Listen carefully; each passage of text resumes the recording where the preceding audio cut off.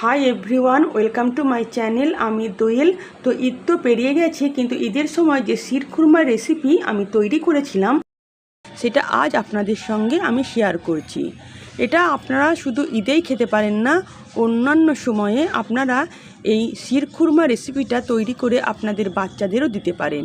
বাচ্চারা কিন্তু এই রেসিপিটা দারুণ পছন্দ করবে। তো চলুন আমার কিচেনে রেসিপিটা শুরু করি। শিরখুরমা বানাবার জন্য এখানে আমি বেশ কিছু ড্রাই ফ্রুট নিয়ে নিয়েছি, আর সব ড্রাই ফ্রুটগুলো আমি কিন্তু 1 টেবিল চামচ করে নিয়েছি। এখানে 1 টেবিল চামচের মতন আমি আমন্ড নিয়েছি, কাজু বাদাম নিয়েছি পেস্তা আর কিছু কিশমিশ। গ্যাস অন করে একটা পাত্র বসিয়ে দিয়েছি। এবার আমি 200 গ্রামের মতন সুজির সিমাই নিয়ে নিয়েছি। আপনারা চাইলে এখানে ময়দার সিমাইও ব্যবহার করতে পারেন, কিন্তু আমি বলবো এই শিরখুরমার জন্য অবশ্যই কিন্তু সুজির সিমাই ব্যবহার করবেন, এতে কিন্তু টেস্টটা দ্বিগুণ হয়।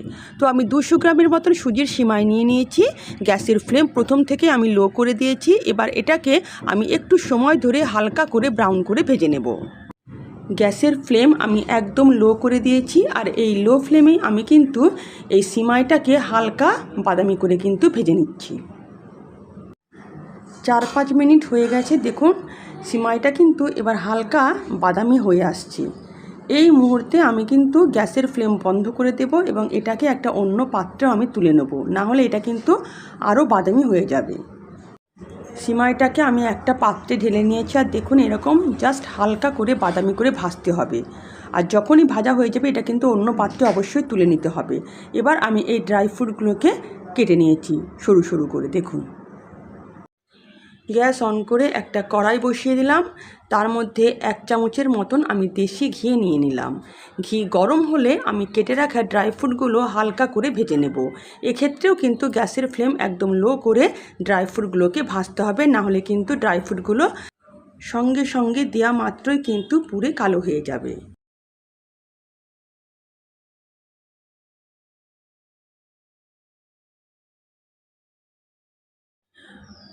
ড্রাই ফ্রুটগুলোকে আমি ঘিয়ের মধ্যে 1-1.5 মিনিট ভেজে নিয়ে এগুলো কিন্তু আমি তুলে নেব।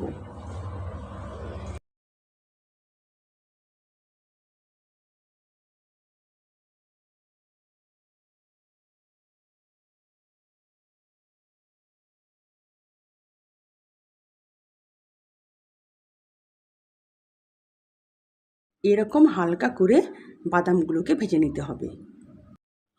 ওই কড়াইয়ের মধ্যে আমি 1 লিটারের মতন দুধ ঢেলে দেব। এটা আমি জাল দেওয়া দুধ, এটাকে আমি আগেই ফুটিয়ে একটু ঘন করে নিয়েছিলাম। আর হ্যাঁ, এটা প্যাকেটের দুধ, আপনারা চাইলে এখানে গরুর দুধও ব্যবহার করতে পারেন। এর মধ্যে দিয়ে দেব 2টো এলাচ, 2টো দালচিনি আর 2টো লবঙ্গ। সঙ্গে দেব একটা তেজপাতা। এবার দুধটাকে আমি ভালো করে জাল দিয়ে নেব, যাতে দুধটা ফুটতে ফুটতে কিছুটা কমে আসে।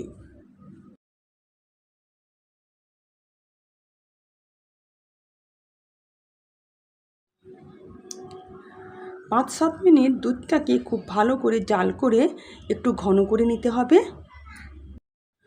দুধটা বেশ ঘন হয়ে এসছে। এবার ভেজে রাখা আমি এই সিমাইটা দিয়ে দিলাম। সিমাইটাকে দিয়েও আরও 3 থেকে 4 মিনিট খুব ভালো করে দুধের সঙ্গে এটাকে ফুটিয়ে নিতে হবে, যাতে সিমাইটা খুব ভালোভাবে দুধের সঙ্গে ফুটে সেদ্ধ হয়ে যায়।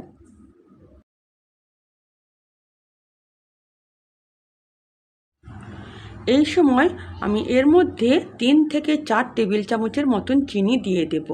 আপনারা চাইলে মিষ্টিটা কমও দিতে পারেন, আবার বেশিও দিতে পারেন, যে যেরকম মিষ্টি খান। প্রথমে আমি 3 টেবিল চামচ চিনি দিয়েছিলাম, পরে আরও 1 চামচ চিনি আমি অ্যাড করেছিলাম।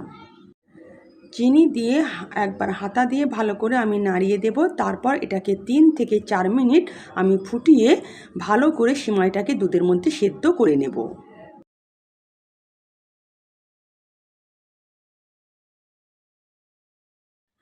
3 মিনিট ধরে আমি সিমাইটাকে দুধের মধ্যে খুব ভালো করে সেদ্ধ করে নিয়েছি।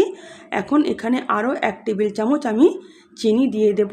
আগে আমি 3 টেবিল চামচ চিনি দিয়েছি, আর এখানে আরও 1 টেবিল চামচ চিনি দিলাম। ভালো করে চিনিটাকে মিশিয়ে নেব। দেখুন দুধও কিন্তু অনেকটা কমে এসেছে, ঘন হয়ে এসছে। এখন এর মধ্যে আমি দিয়ে দেব ভেজে রাখা ড্রাই ফ্রুটগুলো।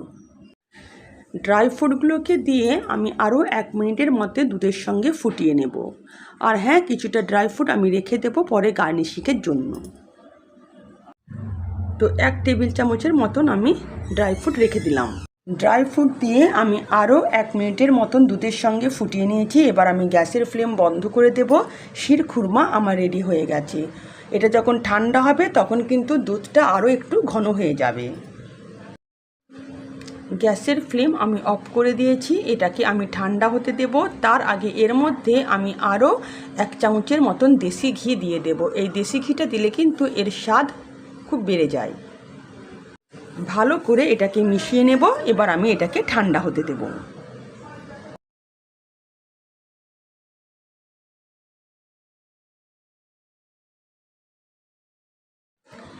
শিরখুরমা ঠান্ডা হয়ে গেছে। এটা আমি একটা বাটির মধ্যে সার্ভ করে দিয়েছি। উপর থেকে বেশ কিছু ড্রাই ফ্রুট আমি ছড়িয়ে দেব। তারপর এটাকে ফ্রিজে আমি 1 ঘন্টার জন্য রেখে তারপর ঠান্ডা ঠান্ডা আমি সার্ভ করব। ঠান্ডা ঠান্ডা শিরখুরমা খেতে কিন্তু অপূর্ব লাগে।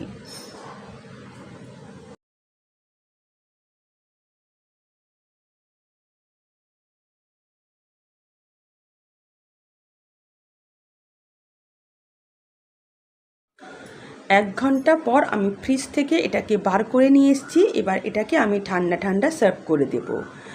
তো যদি আমার রেসিপি আপনাদের ভালো লেগে থাকে তো প্লিজ আমার চ্যানেলকে সাবস্ক্রাইব করবেন আর পাশে থাকা বেল আইকনও প্রেস করবেন, যাতে নিত্য নতুন রান্নার নোটিফিকেশান সবার আগে আপনাদের কাছে পৌঁছে যায়।